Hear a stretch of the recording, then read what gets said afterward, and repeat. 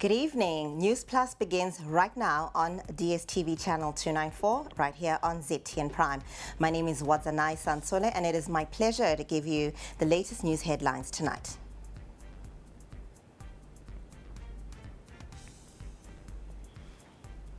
President Mnangagwa has challenged the ruling party ZANU-PF to recommit itself to prioritizing the interests of the people. Stay tuned to Newsplus as we give you excerpts from his address at the 126th ordinary meeting of the ZANU-PF Central Committee. We continue with our coverage of the fraud trial of businessmen Mike Chimombe and Moses Mpofu, which continued today at the High Court. A senior official from the ministry is expected to testify in the matter on Friday.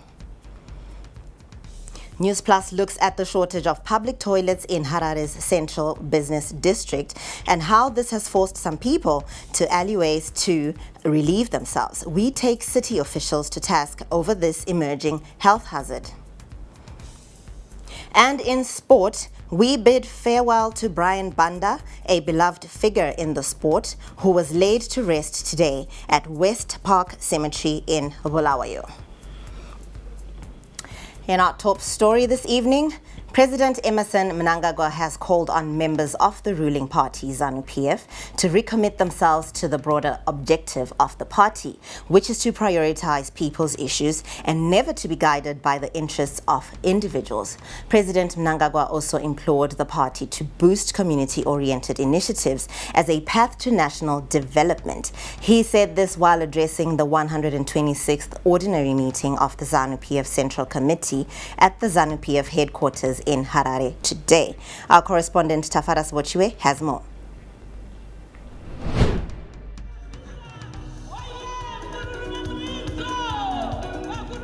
In his keynote address, President Mnangagwa, who is also the party's first secretary, urged the party members to steer clear of diversions and narratives that support the interests of individuals, but rather concentrate on developmental issues.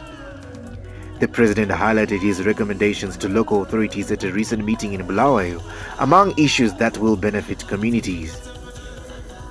He is convinced that empowered communities lead to national progress. I made the clarion call to all local authorities at this year's all councillors in Daba, which we held in Bulawayo last week, to ensure that they deliver higher quality of services that transform communities. The world level must be a solid foundation for our national development aspirations. The president praised the party for the advancement achieved in rural modernization and enhanced productivity within the agricultural sector.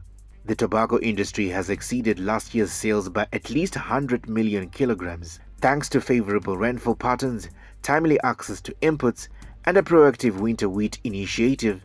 President Mnangagwa is hopeful of a substantial harvest. This expectation is also based on the empowerment of communities that support agricultural endeavors. This year, we anticipate grain surplus, which can be attributed to the timely availability of inputs, good rains, and an aggressive winter wheat program. This is being complemented by the drilling of boreholes and the setting up of village business units across the country.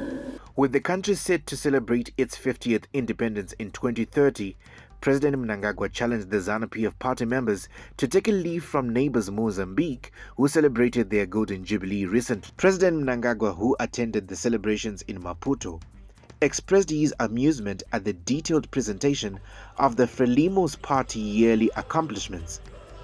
He urged the ZANU-PF Central Committee members to provide tangible benefits to the populace, beginning with local communities. When they got independence, secondary schools which were there, the number of clinics which were there, and which are there now after 50 years of independence. Can we match that record?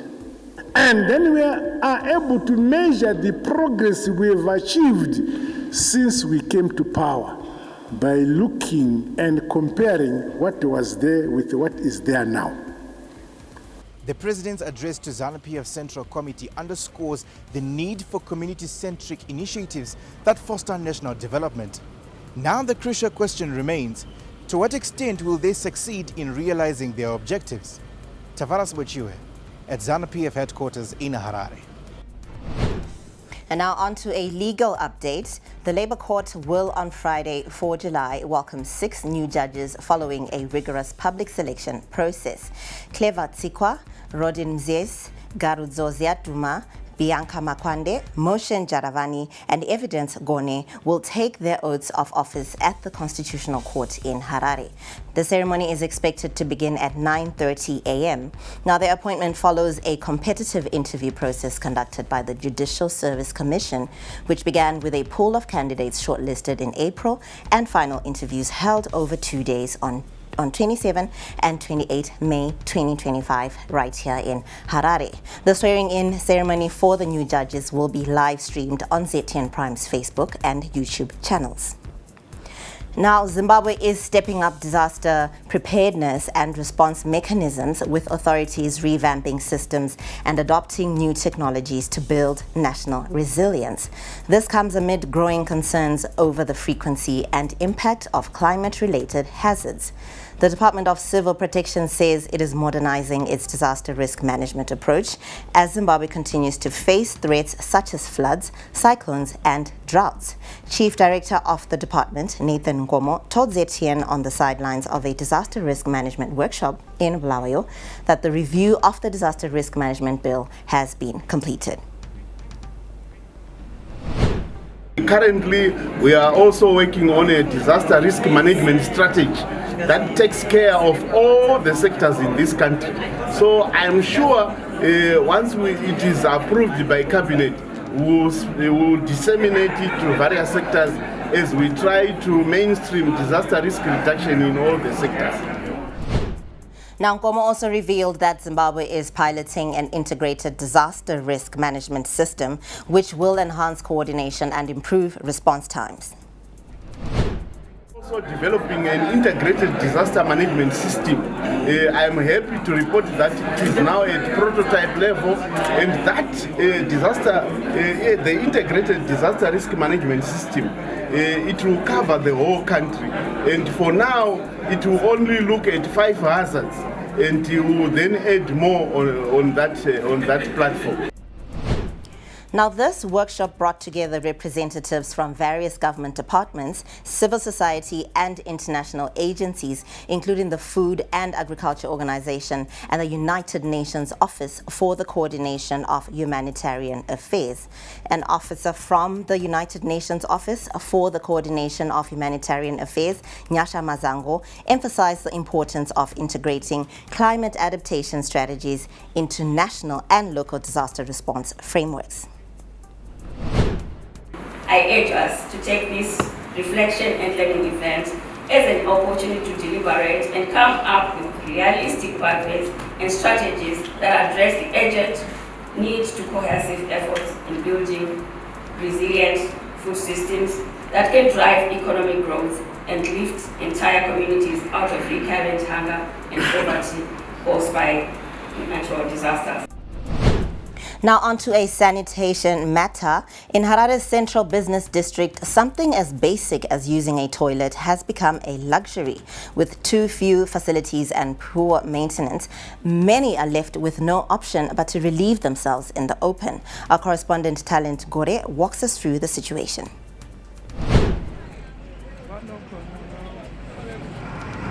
In the heart of Harare city centre, a crisis is unfolding in plain sight.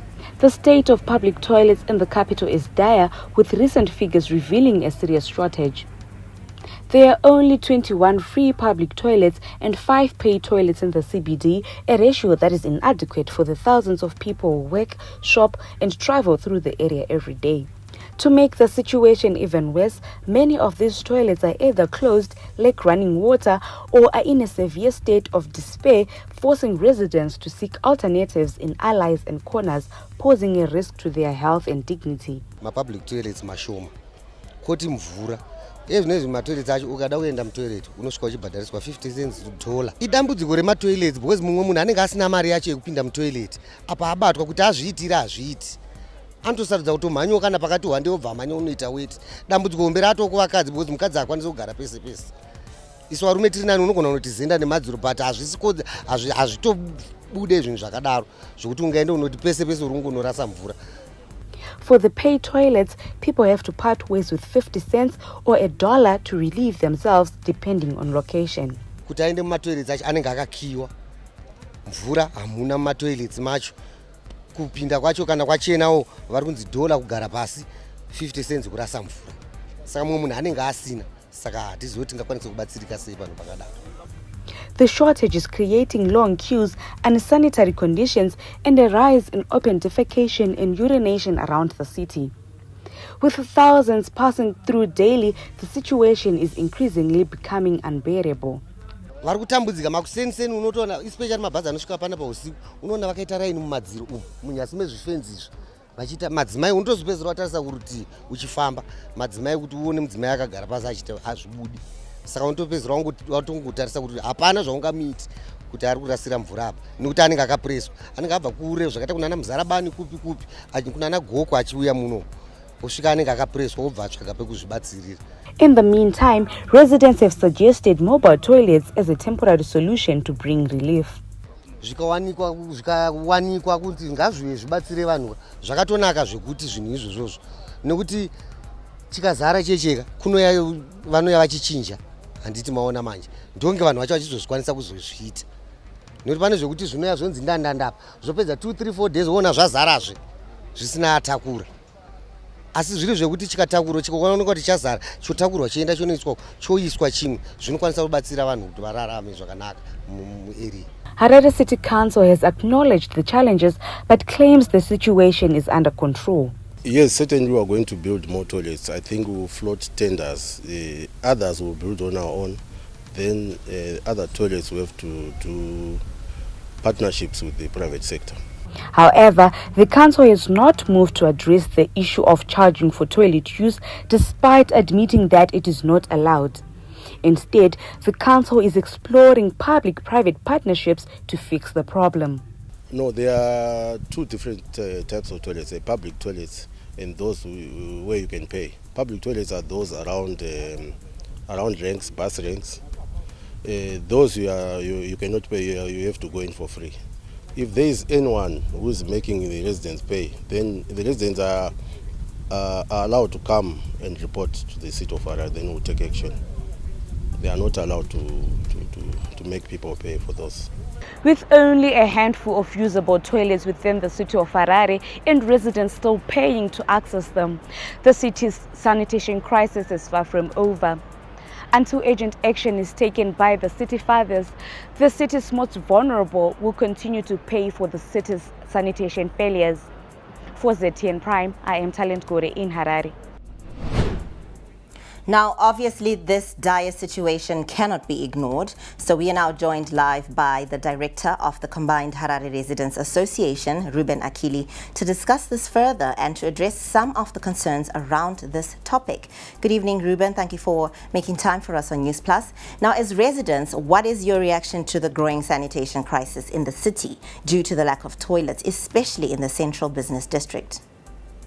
Thank you very, very much. The issue around access to public toilets, in particular the issues around sanitation, remains a big challenge in the CBD.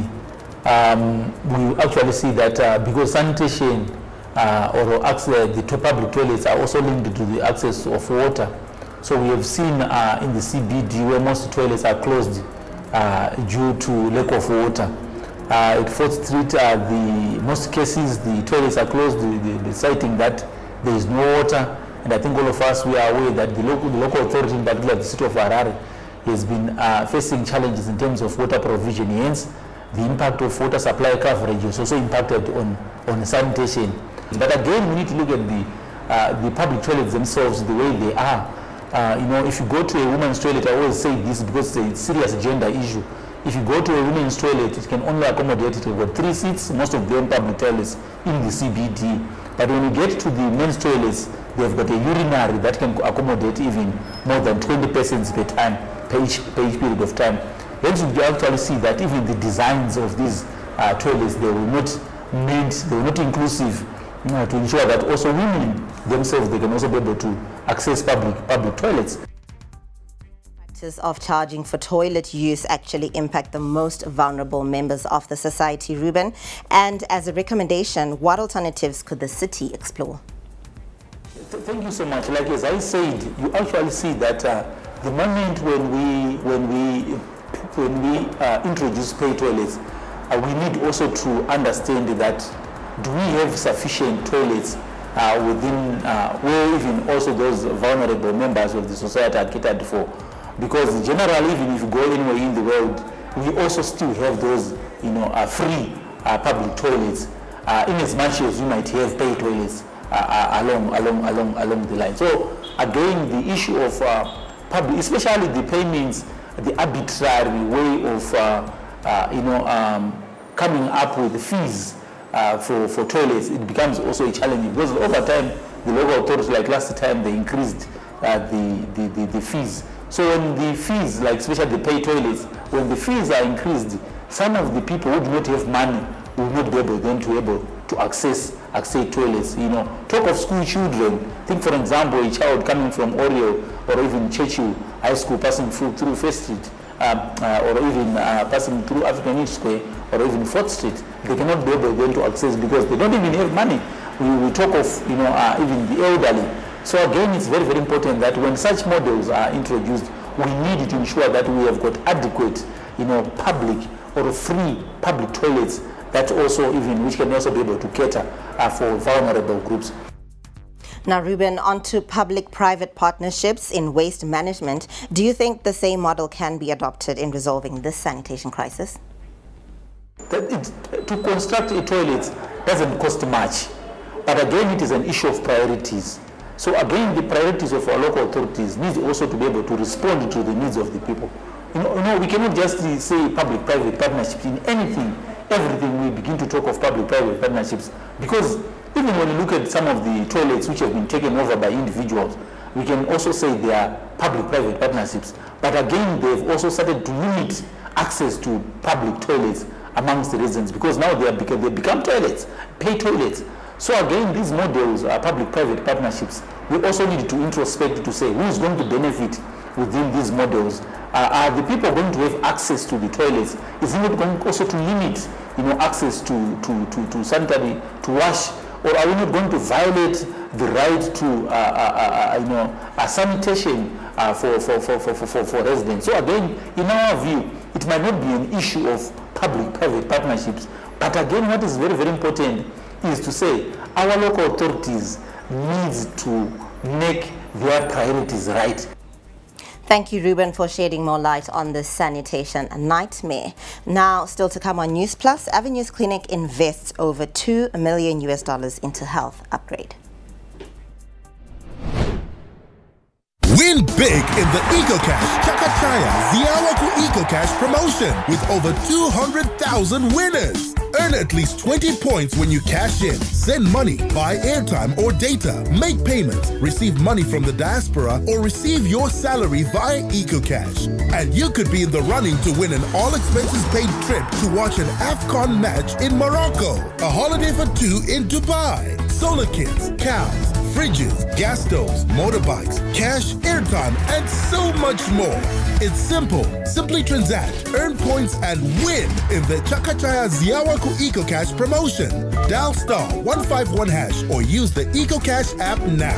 EcoCash. Live life the EcoCash way.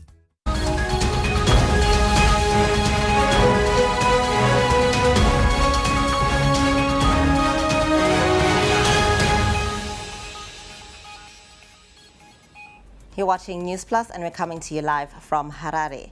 Now, Ministry of Agriculture Permanent Secretary Professor Obed Jiri is this Friday expected to testify in the Moses Mpofu and Mike Chimombe Presidential Goat Scheme fraud trial as the last witness.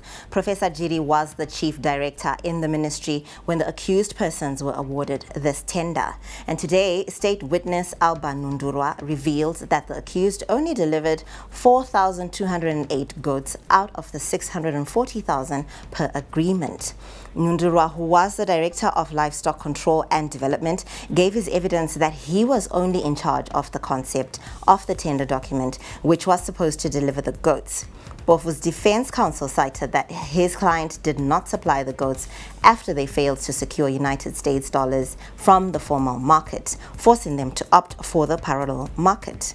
The counsel further said the contract was cancelled following that they failed to deliver. Chimombe's defense counsel, Lavmo Maduku, questioned if his client was part of the meetings and his contribution. The Joe is accused of defrauding government of $7.7 million in the presidential goat pass-on scheme. The trial continues tomorrow at 11 a.m. and will be live on our Facebook and YouTube channels. Now, private medical institution Avenues Clinic has invested $2.7 million towards upgrading its facilities and medical equipment in a move seen as completing government efforts to strengthen Zimbabwe's health sector. This investment, which includes the acquisition of state-of-the-art equipment, operating theatre upgrades, and enhanced patient monitoring systems, is aimed at improving service delivery and easing pressure on the country's overstretched public hospitals.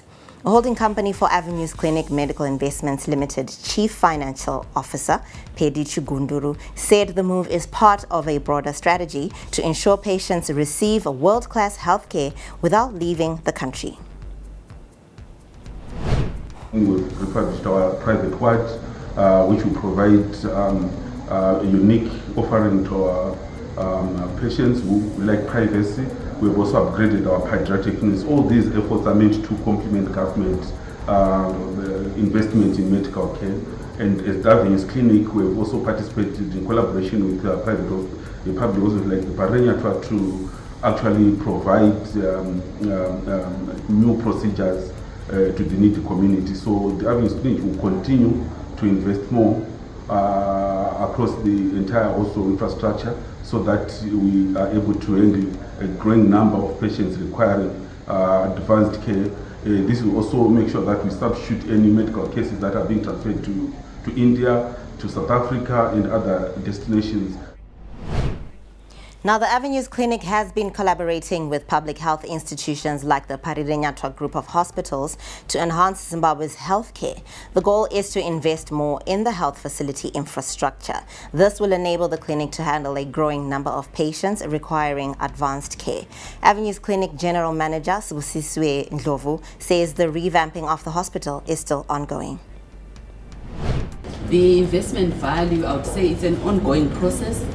We have raised money from our shareholders, about $5 million that we received from our shareholders.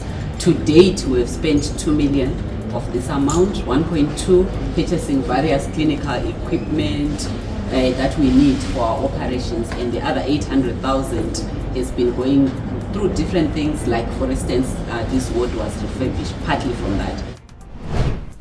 Now, the nation's dedication to sustainable energy has been widely acknowledged, as seen by the SADC Energy Minister's visit to the Geopomona waste treatment plant in Harare today.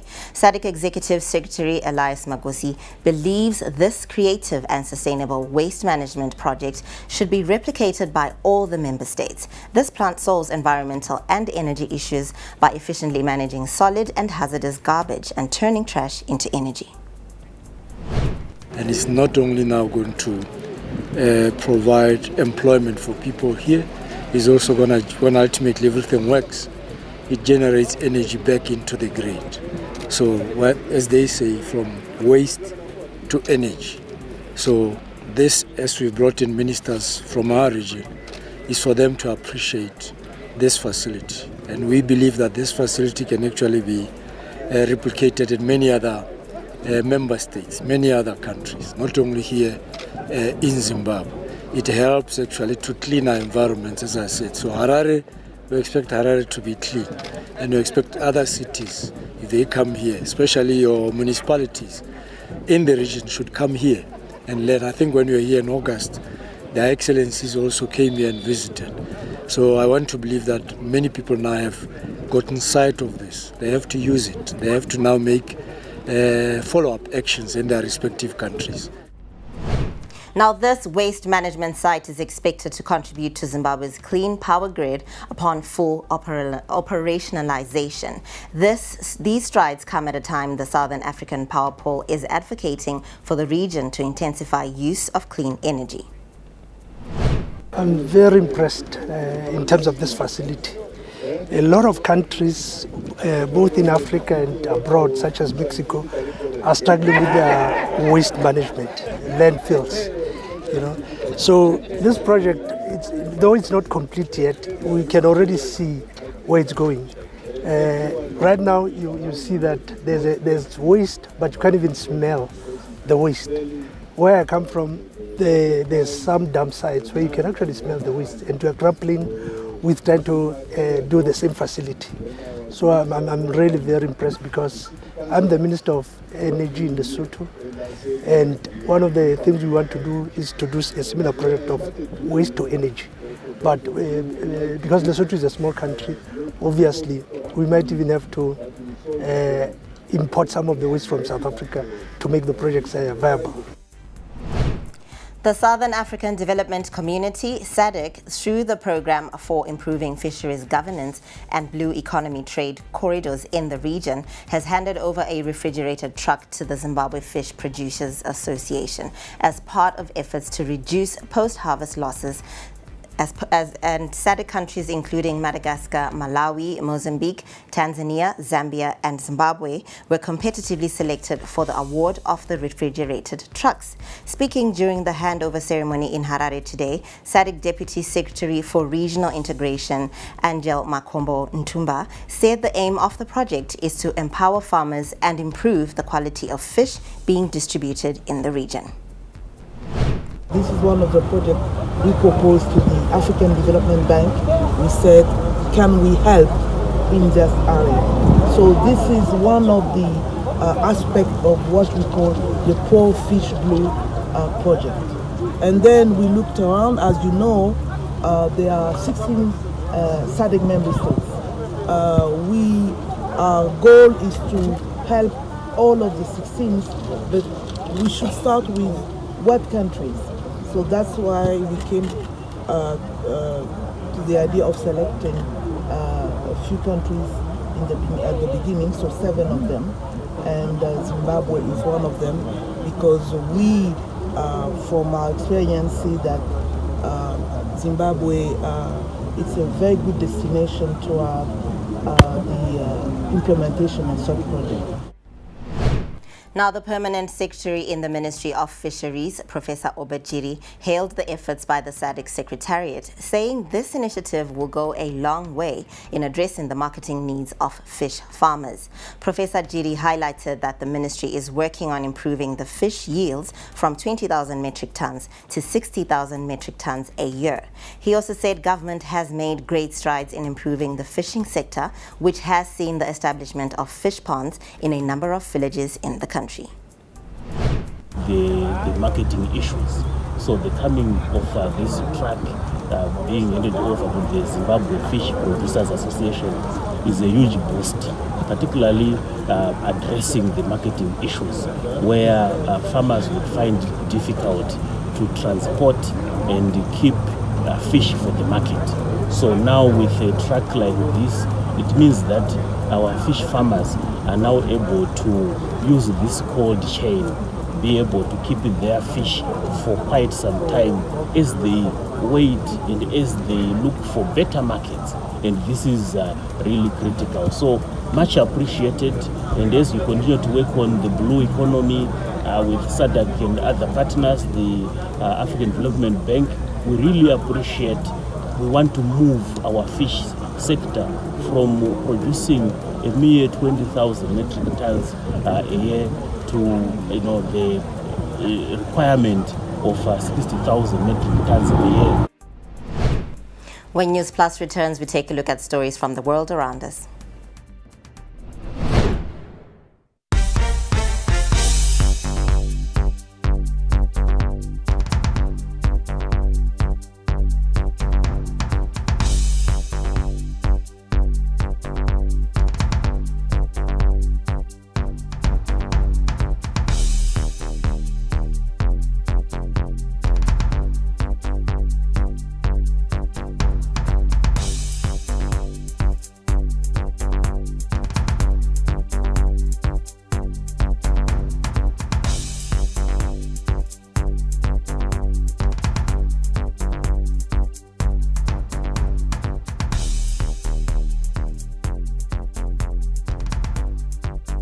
Didn't graduate.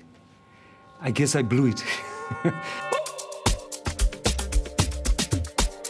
You couldn't advise him anything. He would just look at you and say, so who do you think you are? We were just like really spoiled. And then they just give me the receipt and I'd pay. The guy walks in one day and then he says that he wants to make a movie. He was blowing the money. There was just like this habit that he had where as soon as he got money, it was gone. I just didn't have the skills or the experience. This money, I could see it disappear so fast.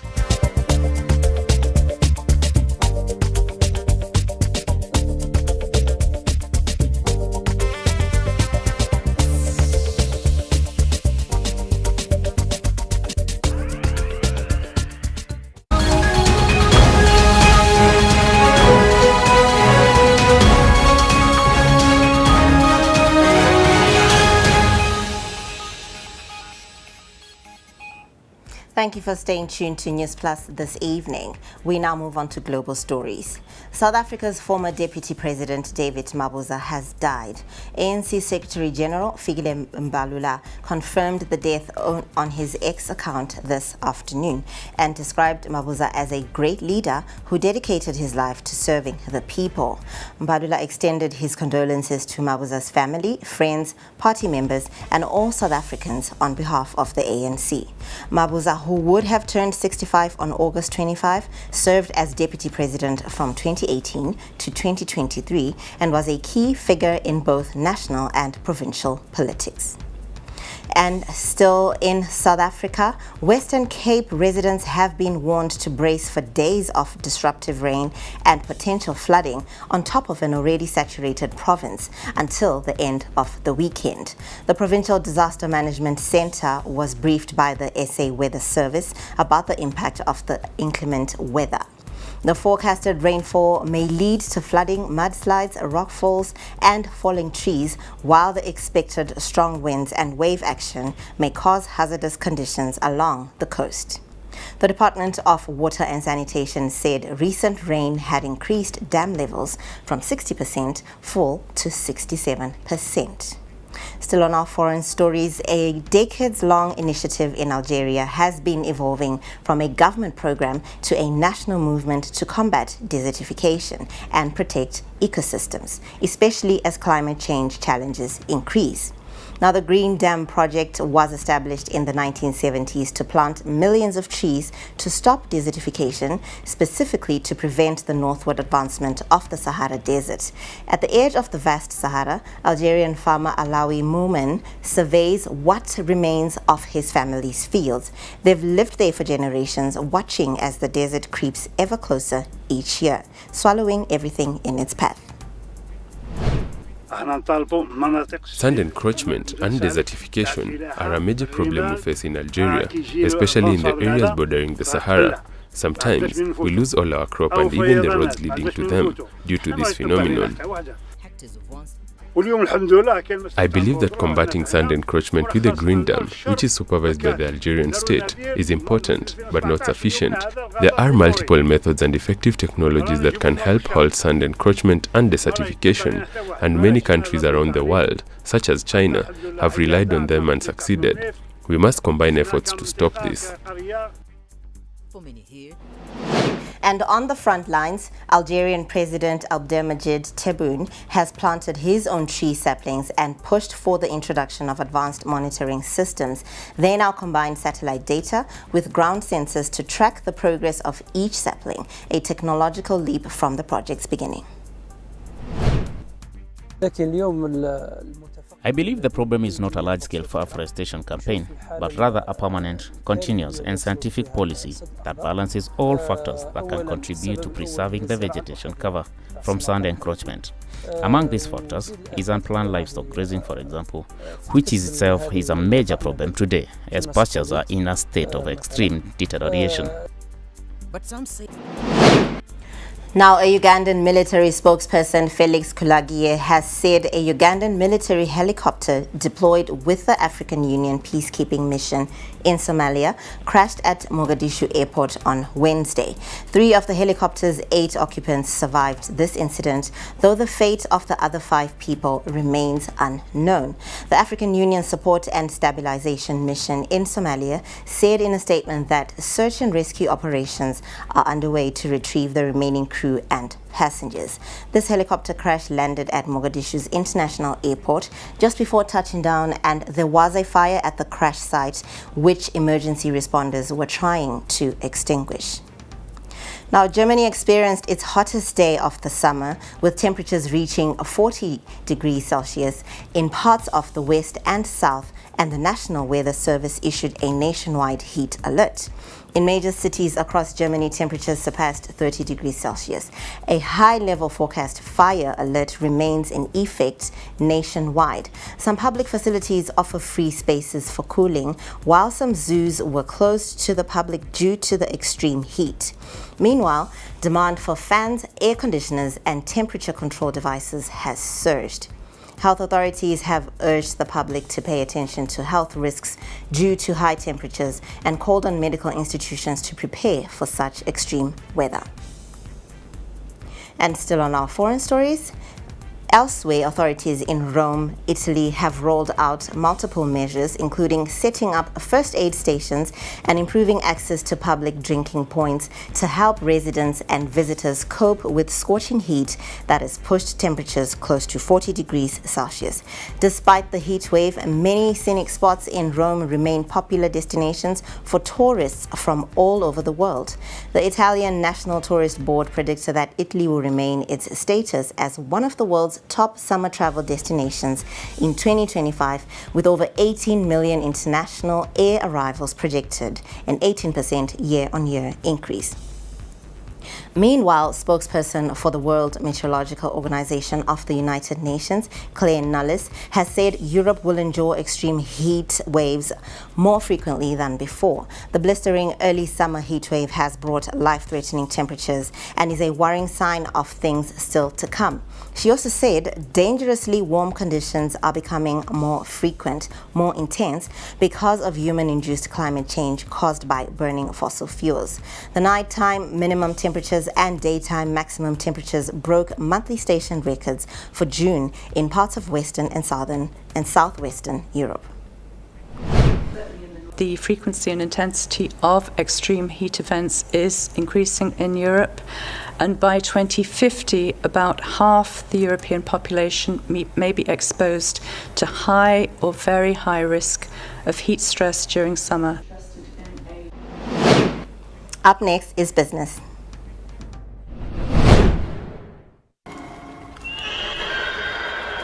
We have a special day today here in Harare. It's the inaugural show of the Phoenix podcast. The story of Africa is really a story about rising from the ashes. I'm privileged to be sitting in Dubai, and I'm here today in this city of Hoi An in Vietnam. And he's the Amazon #1 seller of a new book called Take Charge. She's one of the most famous celebrity chefs in Vietnam. You just have to speak it into the universe. When you say something, the universe listens. God listens. But more importantly, we're talking about having the ability to believe in yourself. Because if we want to make our children, it's not what we do for them that will make them, but it's what we don't do for them that makes them. If you want to be a global player, listen to the future. You can't become the pill without the irritation. You have to go through that pressure. It's what's going to make you shine. Those things that I fell down actually helped me appreciate how to get up again. And every time I got up, I was stronger. Because there's nothing as powerful as an idea whose time has come.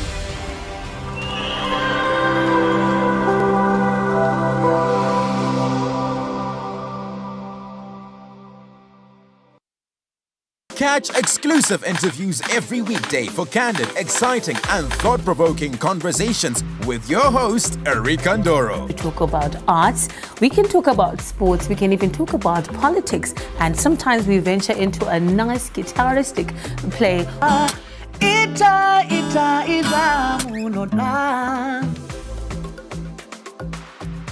The one story where you can't get out of your head.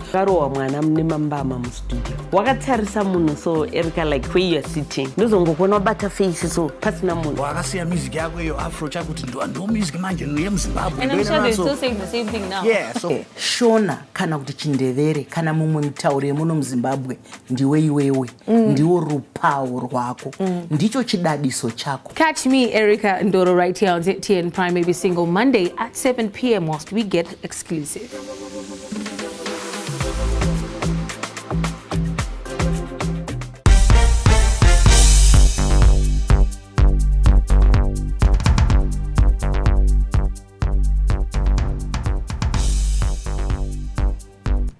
It's time now to take a look at what's happening on the economic landscape right here on Newsplus.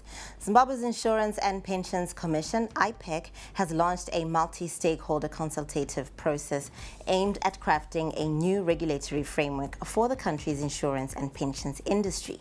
The new framework is expected to strengthen the protection of policyholders and safeguard insurer funds as Zimbabwe works to restore confidence in the sector following the findings of the Justice Smith Commission of Inquiry into the loss of value in pensions and insurance benefits. Speaking at a Chartered Financial Analyst Symposium hosted by the Investment Professionals Association of Zimbabwe yesterday, IPAZ Board Chair Albert Nduna said the process will co-opt finance and investment experts from the private sector to develop a robust regime that aligns with global standards. IPAZ has recommended to the government the need to institute holistic pension reforms through a stakeholder-driven process. The objective is to assess the suitability of the current design of all the pillars of the national pension system, identify any gaps, and institute reforms that will incentivize savings and unleash the potential of the sector in socio-economic development. Investment professions, being key stakeholders for our sector, will be co-opted in the focus groups that will be set up to facilitate these reforms. Your insights and contributions will be highly appreciated. In conclusion, I urge this symposium to ignite more than just ideas, but forge enduring action blueprints. And IPAZ is calling for Zimbabwe to join the Mercer CFA Institute Global Pension Index, which benchmarks 48 retirement income systems worldwide. IPAZ believes that becoming part of this global index would help enhance transparency, drive meaningful reforms, and strengthen confidence in Zimbabwe's insurance and pensions industry. Zimbabwe is not yet included in the global index, but imagine the message we would send if we were to be included. I think we've got an opportunity to just echo our government mantra that we are open for business and also for retirement. So it's, I would encourage the Zimbabwe Association of Pension Funds and all stakeholders here that maybe we should look to join the index. It's not just symbolic, but it's also a benchmarking tool, which gives us objective insights into our strengths and weaknesses, areas for reform, and how we stack up against international peers. We all know stories about how the market thinks about pension funds. So maybe joining this index is an opportunity for us to say we are stacking up. Now, Seedco Limited has announced strong financial performance for the full year ended 31 March 2025, with revenue surging by 93% to $71.2 million and profit after tax reaching $17.5 million. Group CEO Morgan Nzwere presented the audited results, highlighting significant growth anchored by increased sales volumes and strategic investments. Zimbabwe's operations saw a 52% volume increase, driven by both local and export markets, with maize remaining the dominant product. Regionally, however, sales dropped by 9% due to stockouts in Malawi, Tanzania and Zambia, coupled with delayed rains in Kenya and Botswana and political disturbances in Mozambique. Now, despite these challenges, Tanzania and Malawi recorded volume growth, and Seedco made a debut sale of 841 metric tons in Ethiopia. And still on business, the 2025 Beitbridge Business Expo opened on Thursday, with increased participation from new and established players, signaling rising investor confidence in the town's economic prospects. Held at Dulivadzimu Stadium for the last time before shifting to a purpose-built showground, the expo has drawn SMEs, major corporates, government agencies, and youth-led enterprises, positioning Beitbridge as a serious contender for regional trade and business growth. As the expo grows, quality becomes of essence, and we need to look at growing the footprint of the expo and also ensuring that the exhibitors who are putting effort in putting up their displays actually get the recognition that they deserve. So this is one of the things that you are going to be encountering here. We have got about 6 or 7 first-time exhibitors, which to us is testimony of the fact that this expo is growing. Remember, this is our last year on the ground. We are intending to go onto the new showgrounds that the municipality of Beitbridge allocated us last year. We have already started the landscaping, and we definitely are going to be on track for this process to be done next year. Zimbabwe's pharmaceutical sector is facing mounting pressure to reform as the country battles a rise in counterfeit drugs and uncertified pharmacists. Fake medicines continue to infiltrate the market, threatening lives and undermining confidence in the healthcare system. The issue takes center stage ahead of the Pharmaceutical Wholesalers Association annual joint conference that is set for July 5, 2025, where regulatory reform and digital innovation will top the agenda. Speaking on ZTM Prime's The Mint, Patrick Munamba, chairperson for the Community Pharmacists Association, said tackling counterfeits is essential for safeguarding public health. Remember, if you go and take your medicine, you're thinking, you will be saying, no, I must be healed. But actually, you think you are taking this medication, but it's just a label. There's nothing there. Okay. That thing is affecting our population. Because we've got people relaxing it, well relaxed at home, thinking that they're taking BP medications. While they're not BP medications, they are just labels. They are just the colors. But there's nothing there. So that becomes critical on where are you getting your medications. Okay. Actually, we cannot expect optimum therapeutic outcome if we don't know where you are getting your medicine and who is supplying your medicine. Now, Munamba called for stronger regulations, greater supply chain transparency, and expanded roles for community pharmacists in chronic disease management and health education. Because of the muscle that we are receiving from the suppliers of fake medicine, it prompts us as the industry to think outside the box. So right now, we are in the process of working on the issue of backward system. Okay. Because now there's no one that you can trust. So the backward system will help us to identify exactly the medicine that we are getting. So it will be easier. Because all the medicine that we get in this country, they will be registered through our Medicines Control Authority. So it means if our backward system can be integrated, if I scan this, it will show that this medicine was registered by Medicines Control Authority or not. So it will be easier to detect that what you are receiving is not registered. And that's it on the business updates. Still to come, Brian Banda laid to rest. They call me Racer X, or in this case, Racer J. Put your seatbelt on.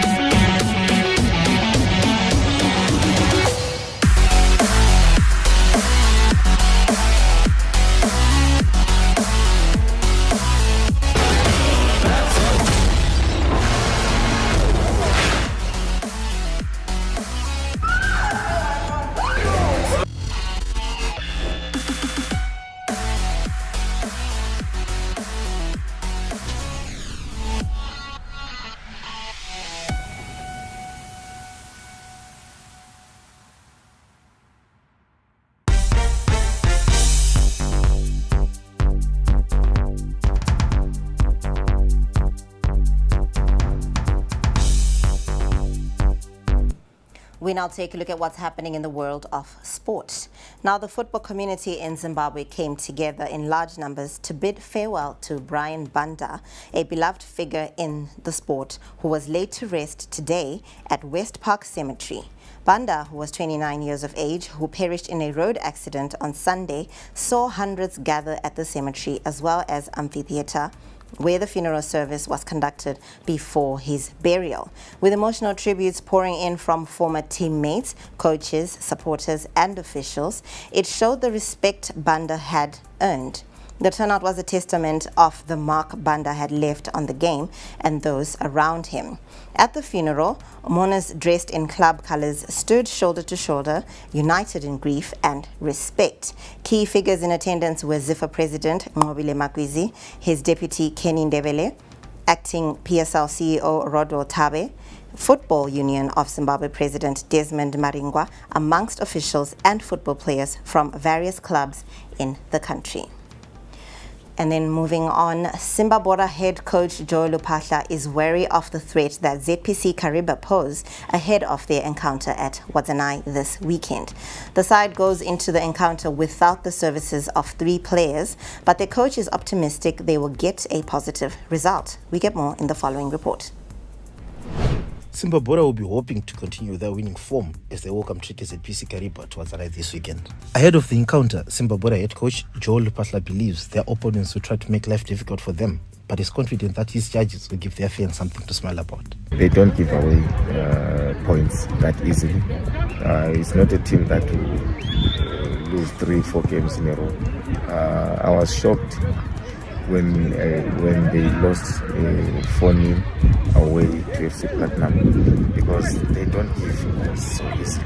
So it means FC played really good. So we still a little bit of that magic from them if we want to win this game. But like you said, we're playing at home. The boys are confident enough that we can get all 3 points that we need. And we normally do this at home. We want to do it for our fans. You see how good they are in terms of supporting the team. So we want to go there. Last week we didn't give them the points that they needed, but they came all the way from Shamba to Shaban. So we want to say to them this week, for all the efforts that you've been putting, this is what we want to reward you with, which is 3 points. Lupahla bemoaned the absence of first-choice goalkeeper William Tole, who misses out on this encounter after having accumulated 3 yellow cards. The Malawi international has been a key figure in the side as he has kept 11 clean sheets so far. Football, that's why we've got 4 goalkeepers. It means that if the other one is not there, then we've got other replacements that have to come in and make sure that we continue from where Tole has left. He's done a tremendous job for us here, international goalkeeper. But we have other equally good goalkeepers. We have Tondi, he's an experienced goalkeeper. We've got First. You saw how we performed last season with Pikita. So we are confident with these guys that they will come in and fill the gap that's been left. But I would have loved to have him play.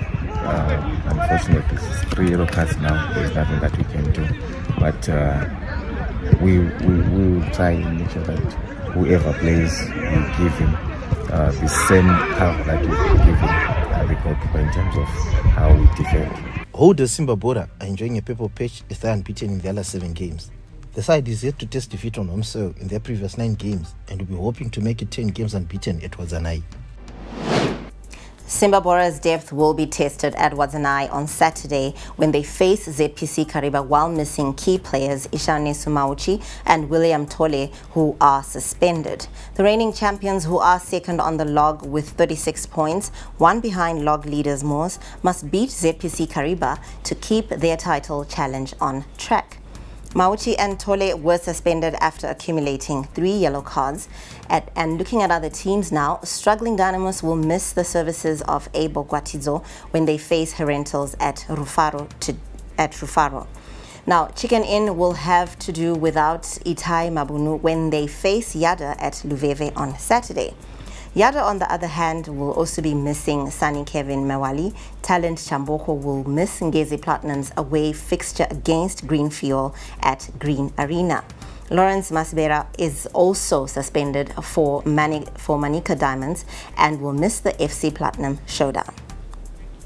Now, football legends have called for the need to come up with proper developmental pathway programs across the country so as to nurture and harness talent at a tender age.